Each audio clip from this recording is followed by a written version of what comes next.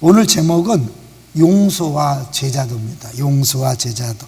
사실 용서라는 주제가 너무 무겁고 힘들기 때문에 목소리를 크게 하면 꼭 정지하는 것 같아서 주님이 제 힘을 뺀 것 같아요. 그래가지고 이제 양육도 다 끝나고 나니까 이 몸에 몸살기가 약간 있는 것 같아요. 그래서 하나님 앞에 더 간절히 기도했고, 용서란 주제를 흥분하지 않고 잘할 수 있게 해달라고 기도했는데, 오늘 찬양 시간은 꼭 내치 찬양 같았어요. 하나님의 큰 은혜가 있었습니다.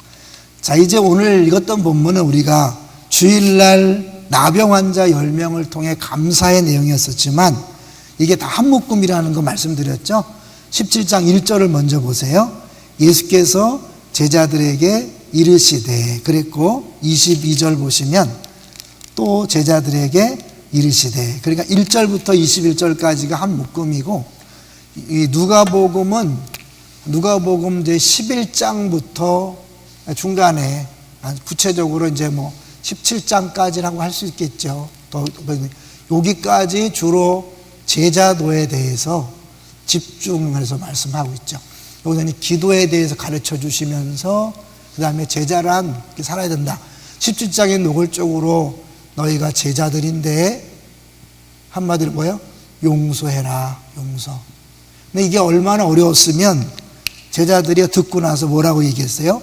5절을 보십시오. 5절 시작. 사도들이 주께 여짜오되 우리에게 믿음을 더하소서 하니. 이거는 간절한 기도라기보다도 예수님에게 약간 항변한다고 그렇게 해석을 하더라고요. 우리에게 그런 믿음도 주지 않았지 않습니까? 이것이 가능한 일입니까? 겸손하게 우리가 못한다는 게 아니라 이렇게 할 만한 믿음을 주신 적도 없으면서 이렇게 무리한 요구를 할 수 있습니까? 그런 거죠. 자, 이제 그러면 구체적으로 어떤 요구를 한 거죠? 우리 3절 보겠습니다. 3절 시작. 너희는 스스로 조심하라. 만일 내 형제가 죄를 범하거든 경고하고 회개하거든 용서하라. 또 이게 또 중요한데요. 경고하고 그랬어요. 경고하고 회개하면 용서하라. 만약에 회개 안 하면 용서 안 해도 된다 그런 걸까요? 아니라는 거죠. 이 경고라는, 사실은 경고라는 것이 그 질책, 영어 성경에 더 분명한데 레브크, 화내는 거죠. 근데 이렇게 할 때는 이미 용서할 마음이 있을 때 하는 거지, 용서를 안 하고 나서 이렇게 했다가는 상대방이 더 심각한 상황에 빠지는 것. 그래서 결국 1절, 2절에 실족에 대한 얘기가 나오잖아요. 용서하지 않으면서 상대방에게 막 질책하면 그거는 안 하면 못한 거죠. 오히려 그 사람을 더 악한 곳에 빠지게 하는 거기 때문에 내가 이미 용서를 결심한 다음에 그를 질책하고 결국 용서를 하는 거죠. 근데 이제 이 회개에 왜 이렇게 하냐면 예수님이 다른 데서 이 회개에 대한 이야기를 하셨어요. 한번 보셔야 돼요. 마가복음 11장 25절 보실래요? 마가복음 11장 25절. 이 누가복음 17장은 여러분이 알고 있었던 내용과 너무 다르기 때문에 받아들이기 어렵지만, 그러나 겸손히 받으면요 성경 전체가 풀립니다.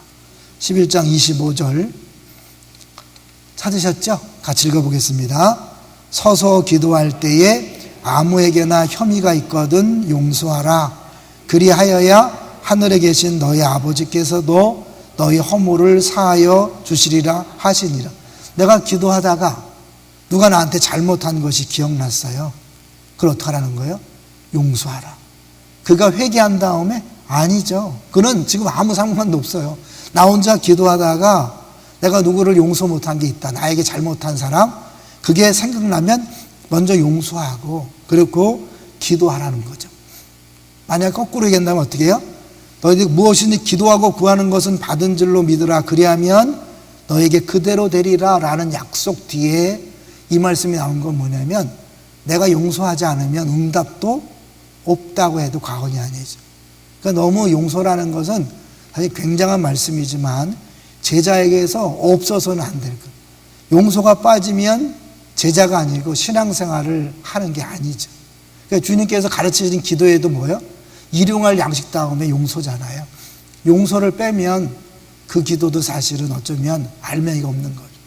많은 분들이 주기도문을 멋있게 그거 알고 기도하는데 용서 부분은 안 하시더라고요. 그거는 가짜 기도예요. 정확한 기도가 핵심은 용서거든요.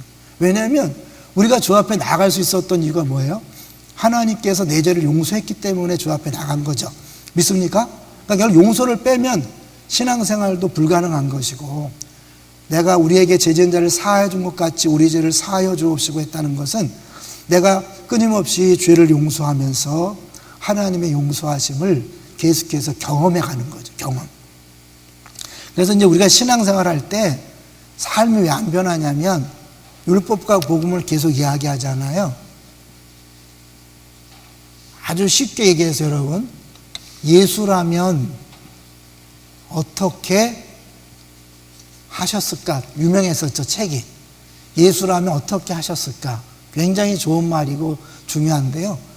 이게 잘못하면 일로 갈 수 있어요. 엄밀히 말하면 예수님이 어떻게 한 것을 따라서 모델로 삼는 게 아니라 예수님이 나에게 하신 일을 바라볼 때 삶이 변하는 거예요. 우린 끊임없이 이 율법적으로 신앙생활을 해요. 예수님처럼 빛으로 소금으로 살아야지. 근데 살아야는 당위성 갖고는 안 변해요. 여러분 수십 년 해봤잖아요. 안 변하거든요. 그럼 언제 변하냐? 이게 아니라 이 복음을 진짜 믿어야 돼요. 그건 하나님이 예수 그리스도에 하신 일, 구체적으로 나를 위해 하신 일을 여러분 자꾸 바라보셔요. 그래서 이 아름다움이 느껴질 때 자연스럽게 신앙생활이 변화되는데, 우린 끊임없이 일로 가거든요. 예수님처럼 살자, 예수님처럼 섬기자, 예수님처럼 사랑하자. 안 돼요. 그래서 이제 이런 말을 해요. 이제 영어로 좀 할게요. 룰스. 우리에게 주어진 그런 법칙들이 아니라 룰러가 뭐죠?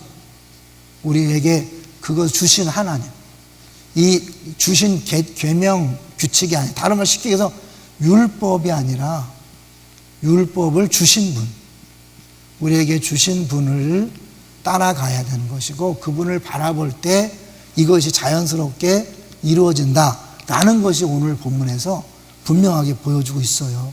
그래서 이제 7번 용서해라 이 말은 뭐예요? 이 사람이 회개할 마음이 없는 거예요. 진짜 변하면 7번 와서 그런 짓 하겠어요, 그죠? 이미 이 사람은 어떻게 보면 구제불능이야. 네? 똑같은 짓을 또 하고 또 한다는 건 뭐예요? 진정한 회개가 없는 거죠. 다만 먼저 용서를 결심하고 용서를 시행한 다음에 그 관계를 회복하기 위해서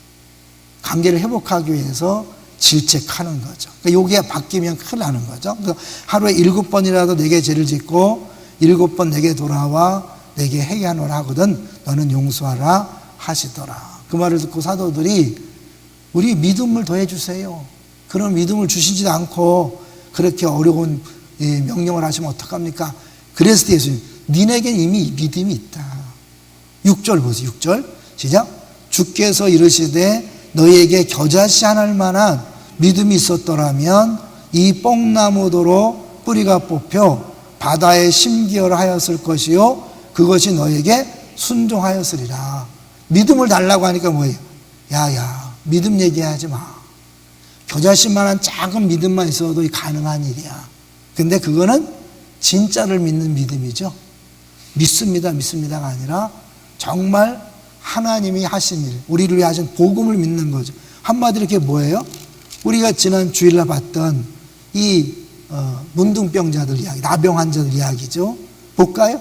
우리 17절 주일날 설교를 좀 기억하세요. 17절 예수께서 대답하여 이르시되 10사람이 다 깨끗함을 받지 아니하였느냐? 그 9은 어디 있느냐? 그러니까 예수님 분명히 9을 찾으신다는 것은 감사하면서 영광을 돌리길 원하는 거죠. 유튜브 방송 때 잠깐 말씀드렸고 주일날은 기도 시간 잠깐 말씀드렸는데 스펄전 목사님이 그런 얘기를 하죠. 설교 중에 기도하는 사람은 많은데 감사하고 찬양하는 사람이 너무 적다. 10명이 다 요청하고 기도했다고 볼 수 있죠. 근데 응답받고도 감사한 사람은 한 명이다. 교회의 가장 큰 문제는 이렇게 기도, 찬양보다 기도가 앞서는 것이다. 많은 것이다. 기도가 나쁘다는 게 아니죠. 우리 기도는 100% 응답됩니다. 믿습니까? 어떻게 응답된다 그랬죠? 내가 요청한 대로 들어주는 게 아니라 우리의 가장 깊은 곳에 니드를 채워준다는 거죠. 예? 우리 에스크, 구할할 때 우리가 구한 것대로 주는 게 아니라 우리의 니드를 채워주는 거죠. 그래서 채워져서 have no need가 되는 거예요. have no need. 뭐예요? 부족함이 없으려다. 양이 목자를 따라갈 때 풀이 많고 물이 많은 게 아니잖아요. 그냥 목자를 매 순간 따라가면 다 채워주시니까 굳이 뭘 더 달라고 할 필요가 없죠. 또 얘기하죠. 젖된 아이처럼 그냥 하나님 안에서 쉼을 누리는 거예요. 쉼을. 내가 이제 최 목사님 설교를 이렇게 시간 될 때마다 듣는데 설교 잘 하더라고요. 우리가 예수님 믿고 나서 쉼을 얻는 게 아니라 예수한테 오는 것 자체가 쉼이다. 아주 멋지잖아요. 그죠? 여러분, 우리가 예수 안에 오는 순간, 진짜 복음을 믿는 순간 쉼이 있는 거예요. 어떤 쉼? 그동안은 다른 걸 많이 요구해서 내가 채워줘야 만족한 줄 알았는데 예수님 앞에 와서 예수님이 전부임이 느껴지고 믿어지니까 I have no need. 목자를 만났는데 양이 뭘 필요로 해요? 먼 저금통장, 그게 또 잘못하면 안 되죠. 풀 창고가 필요하고 물은 물탱크가 필요해요. 예? 목자가 알아서 할 테니까. 그러니까 하나님은 매 순간마다 내 니드를 채워주니까요. 정말 우리가 제대로 기도했다면 감사하고 기뻐하고 찬양할 수 있는 거죠. 예, 그럼 다시 들어가세요. 그러니까 결국 여기서 하나님 앞에서 이렇게 돌아온 이유는 19절이죠. 19절 시작. 그에게 이르시되 일어나 가라 내 믿음이 너를 구원하였느니라. 잘못 설교하면 감사할 때 더 큰 복을 받는데 그래서 구원받는다 이러면 큰일 나죠. 그죠? 왜요? 구원이 감사 때문이라면 행위잖아요. 조건이잖아요. 구원은 우리와 상관없이 일방적으로 주어지는 겁니다. 믿습니까? 그러니까 결국 여기서 강조하는 건 뭐냐면 아까 얘기했던 그 믿음과 연관되는 거예요. 겨자씨만한 믿음, 진짜 하나님이 우리를 위해 하신 그 복음을 믿는 믿음이 있다면 그런 것들은 아무것도 아니에요. 뽕나무 들려 아무것도 아닌 거예요. 용서 아무것도 아닌 거예요. 왜요? 우리를 구원하는 어마어마한 결과가 나타나는 것이 믿음이잖아요. 그러니까 결국 우리가 구원을 쉽게 생각해서 그렇지 구원이라는 거는 말도 안 되는 거거든요. 도저히 불가능한 건데 하나님께서 하신 일이고 그러니까 결국 믿음 자체가 뭐냐면 우리가 뭘 하는 게 아니에요. 행위가 아니라 그냥 하나님이 믿게 하신 거예요. 이 10명 중에 한 명이 어떻게 해요? 믿어진 거죠. 어느 순간에. 어쩌면 괜찮아. 여기서 보면 이방인이 무슨 뜻이라 그랬어요? 유일하게 한 번 쓰여진 단어인데 성전에 이방인은 들어오면 안 된다. 팻말에 쓰여진 단어라 그랬잖아요. 그러니까 결국 그 단어를 누가가 쓰면서 이 사람은 정말 소외되고 그나마 그 예루살렘 성전도 갈 수가 없는 거 사마리아이니까 소외되는데 하나님은 그 사람을 구원하셨어요. 그게 은혜죠. 우리가 잘나서 선택받아서 이렇게 잘나 선택받은 게 아니라 아무 조건도 없게 하기 때문에 가장 약한 자를 들어서 하나님이 영광을 받으시는 것. 자, 이제 중요한 거는 제가 주일날 했으니까 중요한 것은 6절부터예요. 6절부터. 잠깐 말씀드렸는데 아마 그게 이해되기는 어려웠을 것 같고요. 7절 시작. 너희 중에 누구에게 밭을 갈거나 양을 치거나 하는 종이 있어 밭에서 돌아오면 그도로 곧 와 앉아서 먹으라 말할 자가 있느냐? 있다 없다? 없다는 거죠. 그 다음에 8절 도리어 그도로 내 먹을 것을 준비하고 띠를 띠고 내가 먹고 마시는 동안에 수종 들고 너는 그 후에 먹고 마시라 하지 않겠느냐? 그리고 명한 대로 하였다고 종에게 감사하겠느냐? 왜 감사하지 않죠? 당연히 할 일이에요. 당연히 할 일. 여러분 정말 그리스도를 주님으로 모셨습니까? 그리스도가 주님은 우리 뭐예요? 종이죠. 그죠? 하나님을 아버지로 할 때 우리가 아들이지만 그리스도를 주님으로 모셨다는, 영접한다는 게 뭐예요? 내가 종이 되었다는 거거든요. 그러면 종은 내세울 권리가 없고 자격이 없는 거예요. 그러니까 주인이 야, 용서해. 그럼 용서해야 돼. 그게 의무예요. 그걸 안 하면 매 맞아 죽든지 쫓겨나지도 않죠. 왜냐하면 이 빚진 게 있기 때문에 사실은 그 갚을 때까지 해야 돼요. 왜냐하면 이 당시에 종이라는 것은 노예가 아니라 빚을 져서 종사를 하면서 갚아나가는 거예요. 그런 종을 얘기하거든요. 그러니까 그렇기 때문에 내가 종사를 해서 이 빚을 갚는 중이기 때문에 내가 뭐 기분 나쁘다고 그만뒀다고는 큰일 나는 거죠. 감옥에 가는 거죠. 감옥에 가든지 종사를 해서 그 빚진 것을 갚든지 둘 중에 하나인 거예요. 그래서 용서라는 단어가 뭐냐면 경제적인 용어라 그래요. 경제적 용어. 그래서 이 용서란 단어가 예수님이 세례 요한에게 세례를 받을 때 뭐냐면 내가 어떻게 당신에게 세례를 줍니까? 허락해라. 그리고 예수님이 허락하다 같은 단어예요. 그러니까 이거를 영어에서 표현해서 let it be. let it be. 발음이 좀 그렇다. 그죠? let it to be. let it be, let it be 말이 맞죠? 뭐예요? 있는 그대로 놔둬라. 그리고 용서라는 것은 그에게 뭘 요구하는 게 아니라 그의 있는 그대로를 용납하는 거라는 거죠. 그것을 1만 달란트 탕감받은 비유에서는 탕감해줬다는 뜻의 이 용서라는 단어를 쓰는데 이게 이제 어떻게 연관되냐면 예수님이 십자가상에서 죽을 때 뭐라 그랬어요? 다 이루었다. 헬라어로 테텔레스타이. 그래서 많이 들어봤죠? 다 갚았다. 빚을 다 갚았다. 라는 거예요. 예수님이 우리 대신 빚을 다 갚았기 때문에 우리는 어떻게 빚진 자예요. 믿습니까? 우리는 그분이 우리의 빚을 다 갚아주고 우리를 샀기 때문에 우리 게 아니에요. 그러니까 고린도전서 나오는 게 그거잖아요. 주님이 우리를 위해 샀기 때문에 우리는 우리 것이 아니다. 내 것이 아니다. 난 죽었고 내 안에 그리스도가 사는 것이다. 믿습니까? 이게 제자인 거예요. 여러분, 내가 뭘 살고 주님 앞에 은혜를 구하는 게 아니라 내가 예수 믿는다는 건 더 이상 내가 없고 철저하게 내 안에 그리스도가 사는 거예요. 믿습니까? 이걸 착각하니까 자꾸 내가 뭐 하는데 믿음을 주세요. 능력을 주세요. 은혜를 주세요. 아니죠. 내가 죽었다고 선포하면 그 순간 다 되는 거예요. 내가 죽었다고 선포하면 용서 못할 게 있나요? 없잖아요. 근데 내가 살아있기 때문에 용서가 안 되는 거죠. 이제 용서에 대해서는 내치 때도 많이 하고 그러는데 용서를 안 하면 어떤 게 되죠? 과거에 묶인다 많이 들어봤을 거예요. 근데 틴켈러 목사님이 그렇게 설명하더라고요. 그 진노, WRATH라 얘기하면서 이 진노와 유령이란 단어가 같은 어그에서 나왔대요. 유령이 뭐예요? 유령? 이게 죽었는데 막 죽기 전에 죽었는데 막 옛날을 생각하면서 떠돌아다니는 거잖아요. 그러니까 우리가 다른 사람을 용서 못하고 진노하면 우리가 유령처럼 살아간다는 거예요. 늘 과거에 매여서 그 과거의 영향을 받으면서 살아갑니다. 그렇죠, 그죠? 근데 그 인간 때문에 맨날 인간 생각하면 막 우글우글 끓어서 위장병 걸리고 막 잠 못 자고 막 또 현재 또 어려움을 느낄 때마다 막 하니까 그런 면에서 용서는 꼭 필요한, 나를 필요한데 용서에 대한 세 가지를 또 이렇게 정의하더라고요. 세 가지. 여러분이 알고 있었던 용서란 뭘까요? 용서할 수 있는 또 근거나 세 가지를 얘기하면 1번, 2번, 3번. 1번은 동일시를 해야 된다는 거예요. 내가 상대방보다 낫다고 우월감을 느끼면 절대로 용서가 안 된다는 거예요. 그나 나나 똑같이 죄인이라고 인정해야 용서할 수 있는데 우리는 어떻게 해요? 내가 그 인간 절대 용서 못해. 내가 재판관이 되는 거죠. 내가 왕이 되고 높은 자리에 있는 거예요. 그 인간은 벌받아 마땅해. 용서할 수 없어.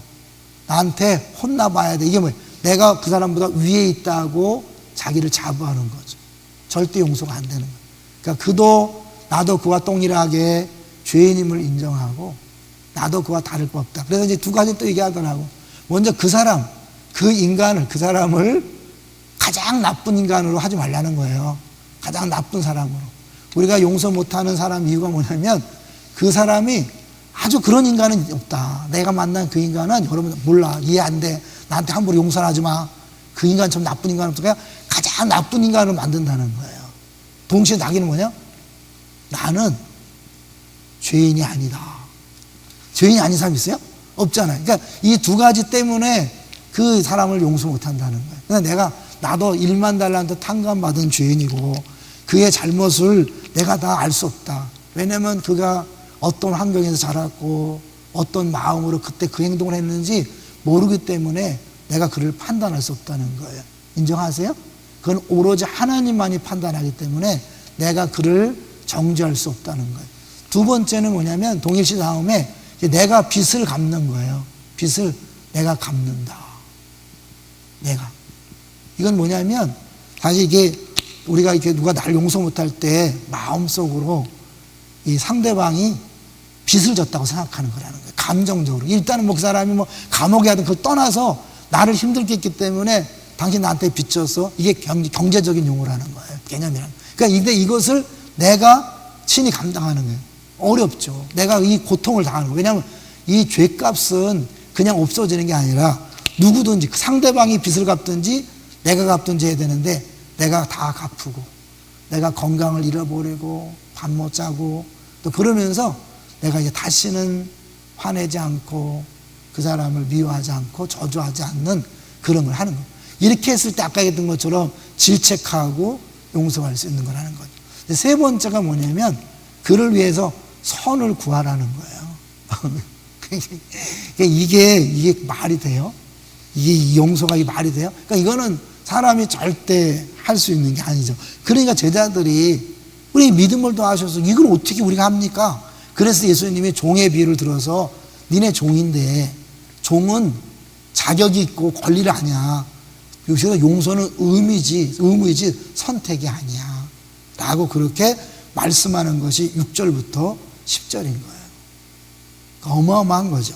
이제 그리고 나서 이제 11절부터 이제 19절까지 이 나병 환자를 얘기하면서 예수님께서 우리를 용서하시기 위해서 하신 일을 이야기하는 거죠. 첫 번째, 겟세마네 동산에서 뭐 했죠? 할 수만 있거든 이 잔을 내게서 옮기시옵소서라고 기도했는데 응답이 없었어요. 그리고 더 심각한 벌을 받았죠. 이거 우리는 기도해서 얘기했잖아요. 음식을 구했는데 독을 주셨죠. 이거를 생각한다면 결국 이 나병 환자가 멀리 서서 부를 정도로 부정한 사람이었는데 어떻게 예수님 발 앞에 왔죠? 그 부정함이 깨끗해졌는데 그 부정함이 깨끗해지기 위해서는 예수님이 거룩한 분이 부정하게 됐다는 거예요. 무슨 말인지 알죠? 예수님이 사실 십자가상에서 저주를 받고 나의 하나님 나의 하나님 어찌하여 나를 버리시나이까 했을 때 하나님이 그를 버렸거든요. 문학적 표현이 아니에요, 여러분. 실제로 인류의 모든 죄를 다 짊어졌기 때문에 죄덩어리. 그래서 바울은 뭐예요? 죄 없는 자를 죄 있다, 죄로 신으로 그렇게 만들어서 죽인 거죠. 그러니까 이거를 우리가 자꾸 바라보셔야 돼요. 이렇게 예수님이 죄 없는 분이 나 대신 저주받고 하나님에게 끊어짐으로 문둥병자가 발 앞에 나온 것처럼 하나님 앞에 가까이 나올 수 있었다. 이런 사실을 자꾸 묵상하고 바라볼 때 그래 내가 이렇게 은혜 받고 이렇게 구원받았는데 100대는 쯤이야 라고 해서 용서가 되는 거지 그 사람이 한 행동을 보면 끝까지 용서가 안 되는 거죠. 이해되세요? 그러니까 결국 우리가 실제 보면 진짜 믿음을 달라고 기도할 필요가 있어요. 여러분이 수십 년 믿었지만 용서가 안 되는 사람은 믿음이 없는 거예요. 뭐에 대한 믿음이? 하나님이 나를 위하여 자기 아들을 희생했다는 걸 안 믿는 거예요. 머리로만 믿지 진짜 가슴으로 안 믿는 거예요. 예수님이 모든 고통을 다 짊어지고 저주받고 하나님 버림받았다는 사실이 머리로는 아는데 이게 안 믿어지는 거예요. 그게 믿어지면 존 뉴턴이 고백한 것처럼 이제 뭐예요?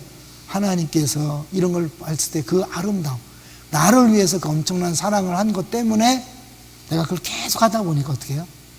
야, 내가 이런 큰 사랑을 받았구나. 나 같은 죄인이.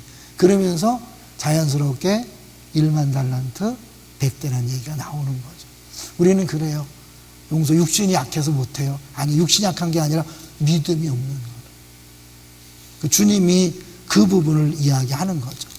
그래서 이제 우리가 이제 뭐 길게 해도 여러분이 부담만 될 테니까 듣고 기도하세요. 만약 여러분이 완전하신 예수님께서 여러분을 사랑해서 죽으셨고 왕이면서 왕이면서, 왕이면 키잖아요. 예수님, 그래서 어디 여기 보니까 우리 이 20절, 21절에 뭐예요?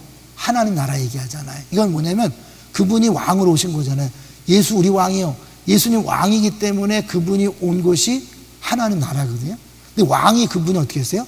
가장 낮은 종으로 낮아져서 우리 대신 섬긴 거죠. 어디서? 내가 온 것은 섬김을 받으려 함이 아니라 섬기려 왔고 내 목숨을 대속물로, 대속물. 이것도 신 목사님 잘 설명하더라고요. 대속물은 값을 지불하는 거잖아요. 그러니까 결국 자기 자신의 생명을 든 건데 이 보통 생명이 아니잖아요. 하나님이잖아요. 하나님이 했는데 내가 어떻게 해요? 종이면서도 왕처럼 그렇게 주장하는 것이 바로 용서 못하겠어요. 난 절대 용서 못해요. 라고 하는 게 종으로서 왕처럼 살아가는 거예요. 종엔 권리가 없다니까요. 근데 자기 왕처럼 저 인간은 용서 못할 사람 내가 판단하는 거잖아요. 너는 벌받아 마땅해. 내가 왕이야. 주님이 왕이면서 종으로 섬긴 것을 보면서 그렇다면 나는 어떻게 할 것인가. 그럼 예수님처럼 살자가 아니라니까요. 예수님이 하신 일을 자꾸 묵상하는 거예요. 그래서 복음인 거예요. 근데 우리는 잘못하면 계속해서 복음을 얘기하면서도 이 모델로 가면 안 돼요. 예수님처럼 살자. 우리 살 수가 없어요. 어떻게 살아? 용서 안 돼요. 그런데 이제 하나님이 예수님 안에서 행하신 그것을 자꾸 보고 예수님이 이 땅에 오셔서 하신 일을 자꾸 바라보다 보면 어떻게 해요? 달라지죠. 주일 잠깐 말씀드렸어요. 여러분 영화, 감동적 영화 보면 어떻게 돼요? 사람이 달라져요. 부모 사랑을 느끼고 가족 사랑을 느끼잖아요. 달라져요. 이건 영화가 아니에요. 드라마가 아니라 역사적인 사건 속에 어마어마한 일인데 이걸 정말 묵상하면 영화 수백 편, 수천 편을 보고 감동받은 것보다 더 큰 줄로 믿습니다. 이걸 너무 간단하게 생각하니까 감동이 없는 거예요. 영화는 보고 막 감동됐다고 막 달리지. 드라마 보고 감동받았다고 뭐 드라마 얘기를 하면서. 드라마가 이거에 비교될까요? 그리고 드라마하고 감동받지 말라는 거 아니에요? 그것도 감동을 주려고 하니까 그걸 드라마 보면서 아, 내가 예수를 더 사랑해야지. 교회를 더 사랑해야지. 좋아요. 그렇게 하세요. 김영웅이 노래를 들으면서 아, 정말 인생은 허무하구나.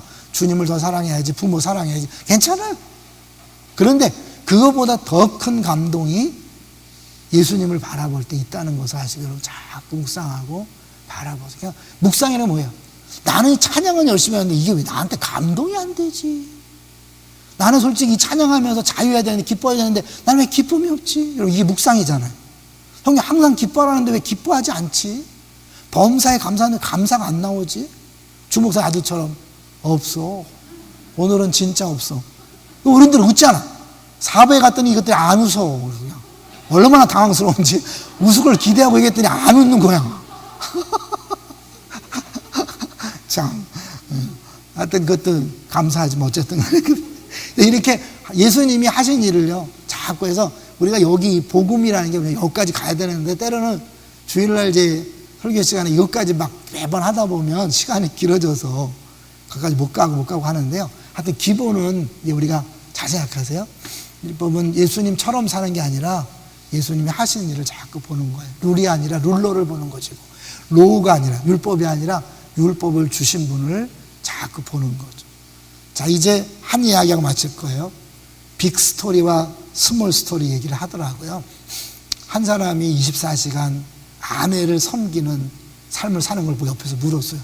얼마나 힘드십니까? 그랬더니 남편이 그랬다는 거예요. 힘 안 들어요. 왜냐하면 일생 동안 내 아내가 나를 섬겨준 걸 생각하면 갑자기 눈물 나려고 나를 섬겨준 걸 생각해보면 이거는 아무것도 아니고 오히려 감사해요. 왜? 늦게나마 마지막에 이런 기회를 주신 것이 감사하다는 거예요. 그게 큰 스토리, 빅 스토리. 전 인생에 걸친 그 빅 스토리 안에서 지금 현재의 작은 스토리를 대입해보면 아무것도 아니라는 거예요. 그러니까 우리가 자꾸 이 어마어마한 큰 스토리, 하나님의 사랑 이야기 이거를 자꾸 잊어버리고 막 내가 그 인간 도저히 용서 못해 막 작은 이야기에 막 하다 보니까 용서가 안 되는 거죠. 그 남자처럼 일생 동안 우리 아내가 날 섬겨준 거에 비하면 이건 아무것도 아니고 오히려 이렇게 섬길 수 있는 기회를 준 게 감사하다. 할렐루야. 이게 복음인 거예요. 남편이니까 아내를 사랑해야지, 끝까지 책임져야지, 그게 아니에요. 내가 받은 사랑을 생각하면서, 은혜를 생각하면서 힘든 걸 힘들다고 하지 않는 거죠. 예수님의 이것을 정말 여러분이 안다고 인정한다면 힘들다고 말이 나오겠어요? 어렵다고 말이 나오겠어요? 그 자체는 뭐냐면 이 큰 스토리, 빅 스토리를 모르기 때문에 그렇게 한 거죠.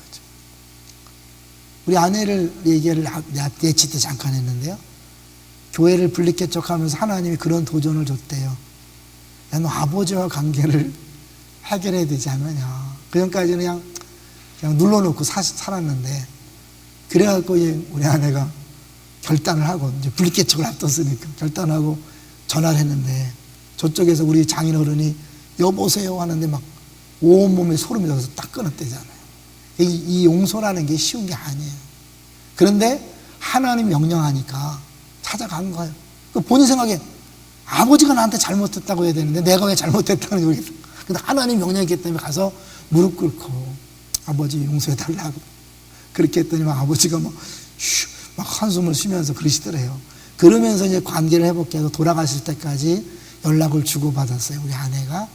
그리고 우리 장인어른이 돌아가셨을 때 처음으로 처갓집 식구가 다 모였어요. 그러니까 얼마나 상처가 큰 거예요. 전 식구들이 아버지 살아계실 때 한 번도 안 모였어요. 왜? 지금까지도 우리 이모들은 너무 힘들어해요.